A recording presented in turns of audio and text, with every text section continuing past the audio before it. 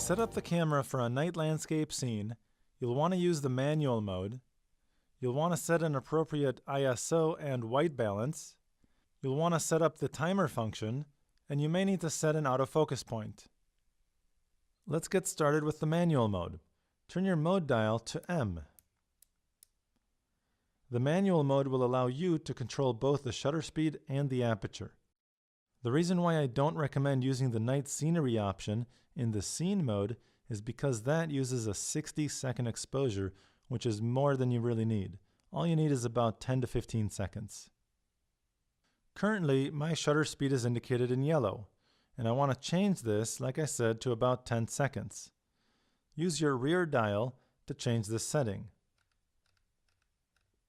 Now my shutter speed is set to 10 seconds, and I want to adjust the aperture. So I'll press the rear dial in like a button. Now I'm setting the aperture, and actually 16 is really great for landscapes, so I'll keep it there. If your aperture is below 11, you want to use the rear dial to change that setting. Clearly you want to make sure the flash is turned off, so keep the built-in flash down. Let's set the ISO appropriately. Press the ISO button right here, and you want to choose 100. 100 will result in the smoothest, cleanest image possible.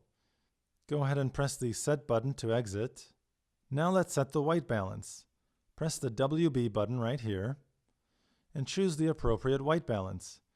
If it's a cityscape you're capturing, you may want to use the tungsten white balance. This will compensate for the yellowish cast in streetlights. Press the Set button to exit.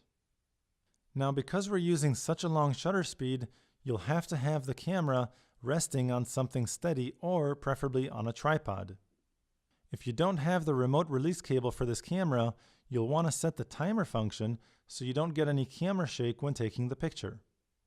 Set the drive mode switch to the timer function icon right there. You'll want to set the timer function to 2 seconds. Go ahead and press the quick menu button to access the quick menu and move over to the timer function setting.